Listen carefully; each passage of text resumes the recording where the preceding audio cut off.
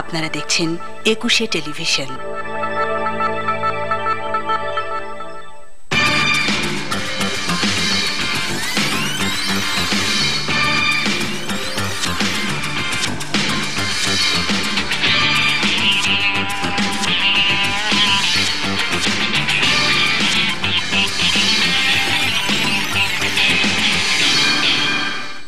Once upon এ টাইমে তোমাদের সবাইকে আমন্ত্রণ। বন্ধুরা, কেমন আছো তোমরা? জানো, যেদিন ওয়ান্স আপন এ টাইম থাকে আমি খুব ভালো থাকি, কারণ তোমাদের সাথে দেখা হয়, কথা হয়। আচ্ছা, এই বন্ধুত্ব কথাটা বলতে মনে পড়লো, বন্ধু কারা হয় বলো তো? একসময় কিন্তু মনে করা হতো শুধু সমবয়সী ছেলে ছেলেতে বা মেয়েতে মেয়েতে বন্ধুত্ব হতে পারে। এখন বন্ধুত্ব সমবয়সীতে শুধু নেই, ছেলে মেয়ে দেশের গণ্ডি পেরিয়ে সবখানে হতে পারে। এমনকি সবচেয়ে ভালো বন্ধু কারা হয় জানো? বাবা মারা। যে ছেলেমেয়েরা বাবা মার সাথে বেশি বন্ধুত্ব করে তারা নাকি খুব ভালো ছেলে মেয়ে হয়, খুব ভালো থাকে।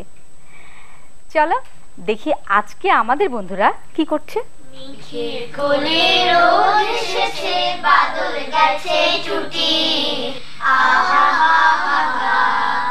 মেঘের কোলে রোদ এসেছে, বাদল গেছে টুটি, আহা হা হা হা।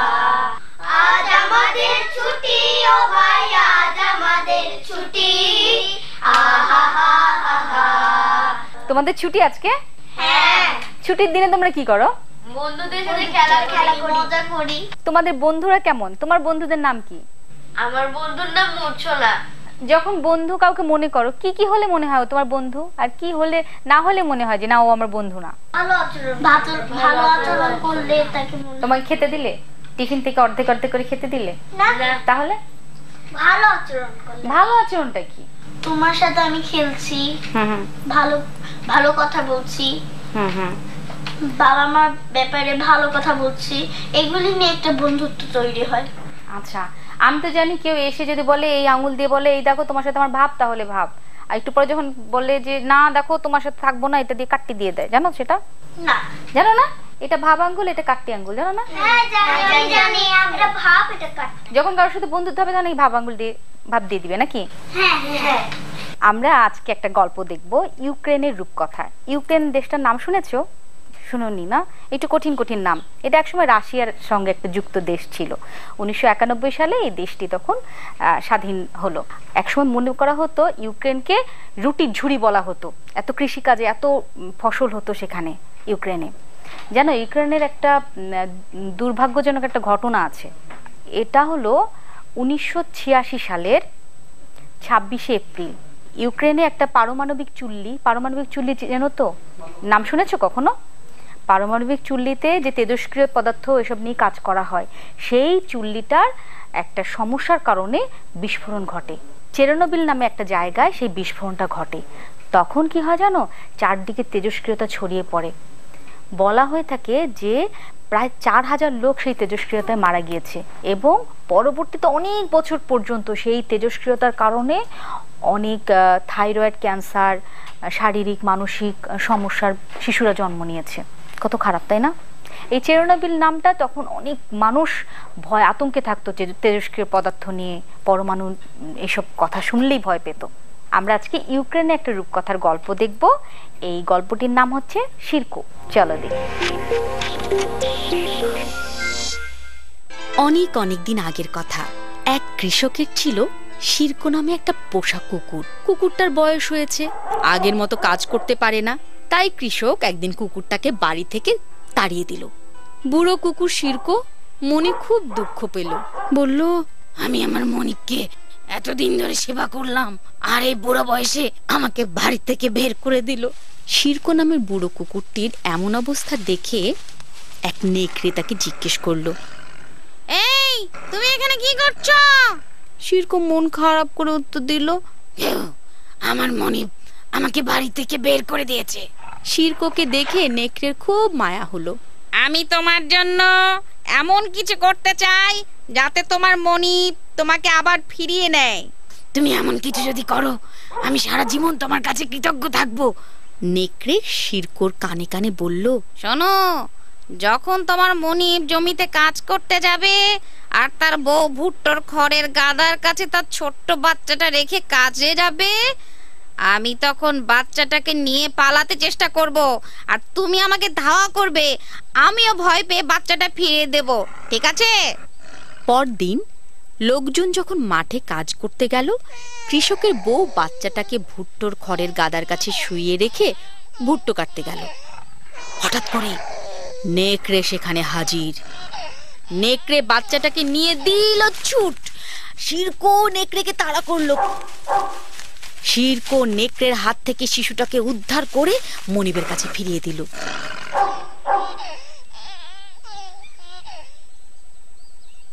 মনিব খুশি হয়ে তাকে শুয়োরের মাংস, রুটি বের করে দিল। এই নাও শিরকো, তোমার পুরস্কার। বিকেলের দিকে কৃষকের বউ বাচ্চার সাথে শিরকো বাড়ি ফিরল। কৃষক বউকে বলল, আজ রাতে ঘিয়ে ডুবিয়ে ডাম্পলিং পিঠা ভাজবে। ডাম্পলিং পিঠা বানানো হলো। কৃষক বলল, চলো গিন্নি, সবাই একসাথে বসে খাই। কৃষক তখন প্লেট ভর্তি করে শিরকোকেও পিঠা খেতে দিল। শিরকো মনে মনে ধন্যবাদ জানালো নেকড়েকে। নেকড়ের জন্যই শিরকোর ভাগ্য ফিরল। এরপর যখন কৃষকের বড় মেয়ের বিয়ের দিন ঘনিয়ে এলো, শিরকো দৌড়ে সেই বড় মাঠের শেষ প্রান্তে গিয়ে নেকড়েকে ডেকে বলল, বন্ধু, আগামী রবিবার সন্ধ্যায় আমাদের বাড়ির সামনের বাগানে তুমি এসো, তোমার দাওয়াত রইল। রবিবার সন্ধ্যায় কৃষকের মেয়ের বিয়ে। শিরকোর কথা অনুযায়ী নেকড়ে বাড়ির সামনে এসে উপস্থিত। শিরকো নেকড়েকে বাড়ির ভেতর নিয়ে টেবিলের নিচে লুকিয়ে রাখলো। তারপর টেবিল থেকে বড় এক টুকরো মাংস, এক জগ ব্র্যান্ডি নিয়ে নেকড়েকে খেতে দিল। এক অতিথি ব্যাপারটা দেখে শিরকোকে মারতে গেল, কিন্তু কৃষক তার কুকুরকে বাঁচালো। বলল, ওকে মেরো না, কুকুরটা আমার অনেক উপকার করেছে। যতদিন ও বেঁচে থাকবে আমি শেষ দিন পর্যন্ত ওর দেখভাল করব।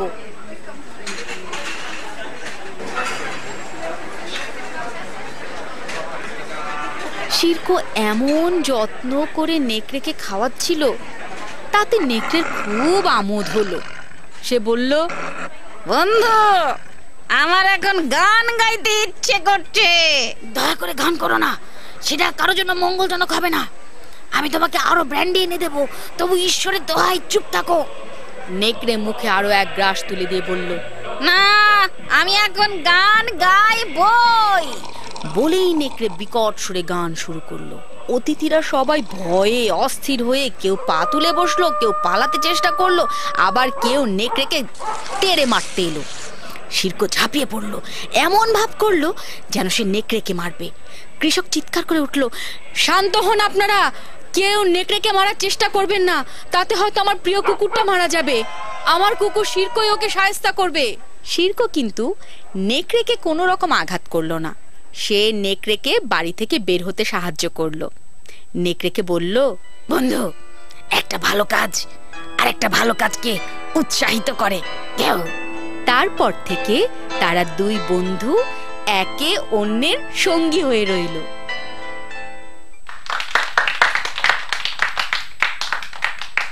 কেমন লাগলো শিরকোর গল্পটা? আমরা এই গল্পটা নিয়ে কথা বলবো, তার আগে একটা ছোট্ট বিরতি নিয়ে আসি। বন্ধুরা, ইউক্রেনের এই রূপকথা নিয়ে গল্প হবে, আরো আড্ডাবাজি হবে, সামির সায়েন্স ল্যাবে আমরা অনেক কিছু দেখবো। আগে ছোট্ট একটা বিরতি, ফিরে আসছি এক্ষুনি।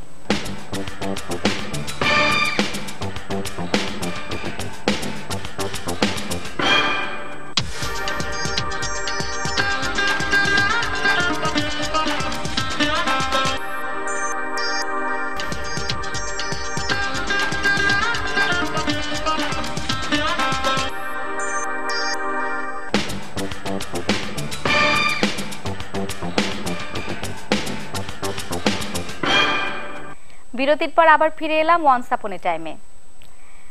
আমরা গল্পটা দেখছিলাম তো, বুড়ো কুকুর শিরকোর গল্প। এই গল্পটা দেখে কি মনে হলো তোমাদের? মনে হলো যে নেকড়েটা অনেক ভালো, নেকড়েটা মানে কুকুরটাকে অনেক সাহায্য করেছিল, নইলে কুকুরটা না খেয়ে বুড়ো বয়সে সে হয়তো তার কোনো আশ্রয় থাকতো না। নেকড়েটা অনেক ভালো, তাই না? নেকড়ে মাত্র তাহলে খারাপ না। আমার এটা খুব কি খারাপ লেগেছে যে বুড়ো হয়ে গেছে এজন্য বের করলো কেন। হ্যাঁ, এটা আমাদের অনেক সময় আমরা ভুলে যাই যে একটা মানুষ যখন কাজ করে তখন মনে হয় যে তাকে রেখে দিই, আর যখন কাজটা করতে পারে না তখন তাকে আমরা অপ্রয়োজনীয় মনে করি। আমাদের বাসায় বা আমাদের পরিবারে এমন ঘটনা ঘটে। আমাদের যারা বয়োজ্যেষ্ঠ হয়, আমাদের নানি দাদি হয়ে যায়, তারা একটা সময় শারীরিকভাবে কাজ করতে একটু তাদের কষ্ট হয়, তখন মনে করি তাদের কি দরকার। কিন্তু দেখো একটা সময় তারা কত কিছু করেছে আমাদের জন্য, তাই না? এই শিরকো কুকুরটা একটা সময় কৃষকের জন্য অনেক কিছু করেছে। আমার একটা গল্প মনে পড়েছে, একটা গল্প হচ্ছে দুই বন্ধুর গল্প।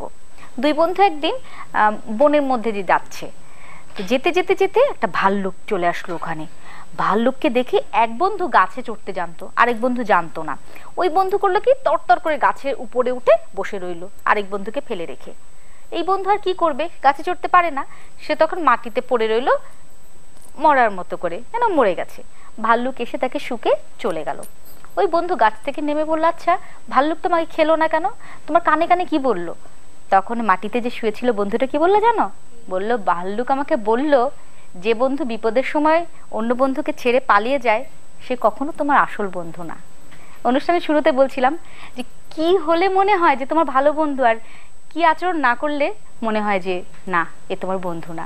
ভালো বন্ধু একটু বুঝে শুনে নিতে হয়, তাই না? ভালো বন্ধু তো ওকে নিয়ে যেত, গাছে উঠে নিয়ে যেত। হ্যাঁ, না হলে দুজনেই একসাথে কিছু একটা করতো, সাহায্য করতো। ওকে সাহায্য না করে নিজেই পালিয়ে গিয়েছে, আর ওকে এখানে মাটিতে ফেলে দিত। আমরা তো সবাই সবার ভালো বন্ধু না?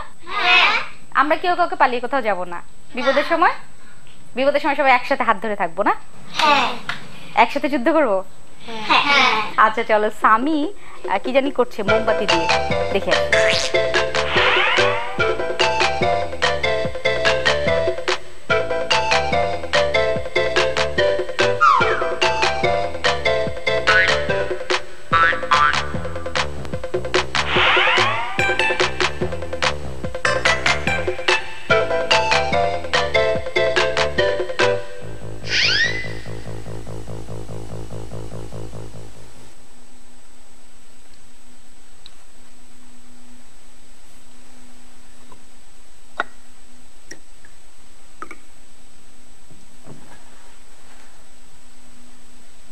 তোমরা কেমন আছো?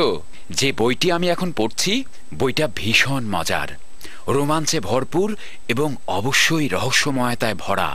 উত্তেজনা আর রহস্যময়তা আরো বাড়াতে আমি এই মোমবাতিটা জ্বালালাম।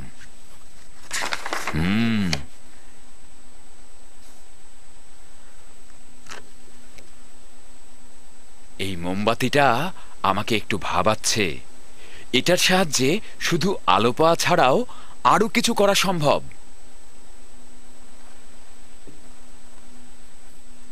আমি তোমাদের একটি পরীক্ষার মাধ্যমে বিষয়টি করে দেখাবো। এজন্য আমাদের প্রয়োজন হবে একটি মোমবাতি, যা আগে থেকেই আমার কাছে আছে, আর লাগবে দুটি বড় বোতল। এখানে আছে একটি কর্ক, উলের কাঁটা, একটি সেলাইয়ের সুই এবং এক টুকরা কাগজ।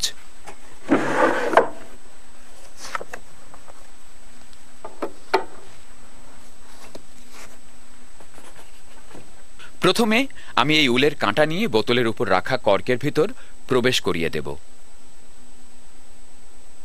এই রকম। এরপর কাঁটার অপর প্রান্ত বোতলের উপর এইভাবে রাখব। এরপর এখন আমি মোমবাতিটি কাঁটার নিচে মাঝামাঝি স্থানে রাখব।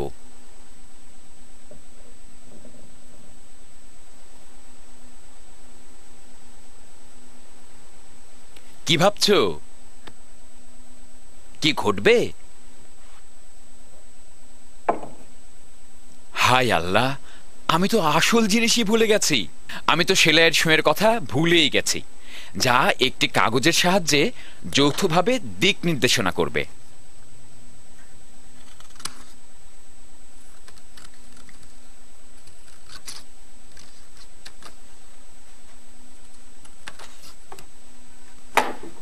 তাই প্রথমে আমি কাগজ দিয়ে একটি তীর বানাবো। এখন আমি কাগজ আর ছোট্ট কাগজের মধ্যে সুই প্রবেশ করিয়ে দিক নির্দেশক তৈরি করব। এটা খুবই সহজ, এই রকম। এরপর একটু আঠা লাগবে, এখানে লাগাতে হবে এইভাবে, ঠিক আছে? এখন এটি বোতলের মুখের দিকের কাঁটার নিচে স্থাপন করব, ঠিক এইভাবে। এবার আমরা প্রস্তুত। আমি এখন মোমবাতিটি 2 বোতলের মাঝে কাঁটার নিচে স্থাপন করব। একটু ধৈর্য ধরে দেখো, কাগজটি নড়তে শুরু করবে, একবার ডানে আবার বাঁয়ে। সারপ্রাইজিং না? এটা জাদু না? এ সম্পর্কে আগেও বলেছি। তাপের ফলে ধাতুতে প্রতিক্রিয়া ঘটায়।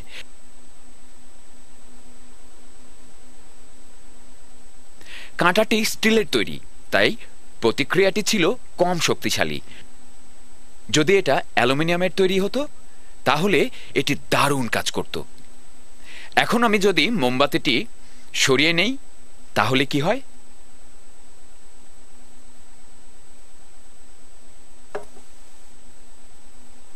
আমাদের কাগজের দিক নির্দেশকটি তার আগের জায়গায় ফিরে আসলো, ঠিক আছে?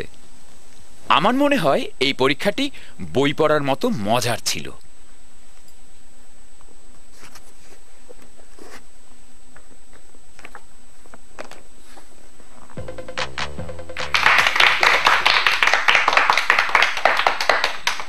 সামির কাণ্ড কারখানা কেমন লাগে? খুব ভালো।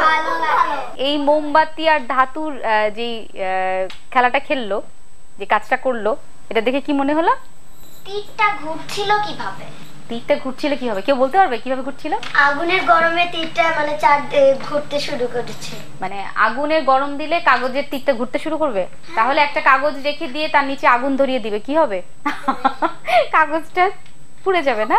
আসলে হয়েছিল যে কাঁটাটা রেখেছিল, ওটা ধাতুর ছিল না, এটা স্টিলের ছিল। কাঁটাটা ওটা তাপের ফলে প্রসারিত হয়েছে, অর্থাৎ বেড়ে গেছে। তখন এই কাগজের ইয়েটা ঘুরছে। সরাসরি কিন্তু মোমবাতির আলো বা মোমবাতির তাপ পড়েনি কাগজে, পড়েছে কি? যদি সরাসরি পড়তো তাহলে কি হতো? কাগজটা গরম হয়ে একসময় পড়ে যেত। আমরা আজকে বন্ধুতা নিয়ে কথা বলছিলাম না? হ্যাঁ। তোমরা তো সবাই বন্ধু। হ্যাঁ। সব বন্ধুদের যখন একসাথে কোন একটা জায়গায় রাখা হয়, বলা হয় তোমরা একসাথে থাকবে, তখন কি করবে? তোমরা কি করতে পছন্দ করো? একসাথে থাকতে, মজা করতে, কথা গল্প করতে, মা বাবার সাথে মা বাবাদেরকে নিয়ে গল্প করতে। বন্ধুদের জন্মদিন পালন করো না? হ্যাঁ করি। কি হবে? এসে ধুম করে পিঠে আমাদের বাড়ি দাও নাকি? তাহলে আজকে তোমার জন্মদিন, আসো তোমাকে একটা ধুম করে বাড়ি দিই না? না। কি করো? ভয় দেখে বেলুন ফুটাই, এরকম ভয় দেখাও? হ্যাঁ না, মজা করি, একটা কেক আনি, সবাই মিলে ঝিলে কেক কাটি, মজা করি। বন্ধুদের উপহারও তো দাও। উপহার দিই, খেলা করি। জানো আজকে আমাদের এই বন্ধুদের মাঝে একজনের জন্মদিন, জানো সেটা? হ্যাঁ। বলো তো কার? সাদিয়া। তাহলে আজকে আমরা জন্মদিনটা কিভাবে পালন করি বলো তো? উইশ করব। চলো আমরা উইশ করি। Happy birthday to you, happy birthday to you. একটু দাঁড়াও, শুধু খালি মুখে আমরা উইশ করব? যদি একটা কেক থাকতো, এখানে একটা মোমবাতি জ্বালানো হতো, সাদিয়া কেক কাটতো, তখন আমরা গান গেয়ে গিয়ে তালি দিয়ে উইশ করতাম, ভালো হতো না? কোথায় পাবো কেক? কোথায় পাবো? তাই তো। আচ্ছা সবাই আমরা চোখ বন্ধ করি, আমি একটা জাদু দিয়ে যদি কেক নিয়ে আসি। হ্যাঁ হ্যাঁ, চোখ বন্ধ করো সবাই, চোখ বন্ধ করতে হবে, নাহলে কেক আসবে কিভাবে? চোখ বন্ধ। মন্ত্রটা পড়ছি। টিং টিং ছাট, অ্যাব্রাকাডাব্রা, গিলি গিলি। চোখ খোলো। চলো আমরা সবাই মিলে আজকে সাদিয়ার জন্মদিন পালন করব। Happy birthday to you, happy birthday to you, happy birthday dear Sadia, happy birthday to you, happy birthday to you. তুমি এই দিনে পৃথিবীতে এসেছো, শুভেচ্ছা তোমায়, তাই অনাগত ক্ষণ হোক আরো সুন্দর, উৎসব দিন কামনা।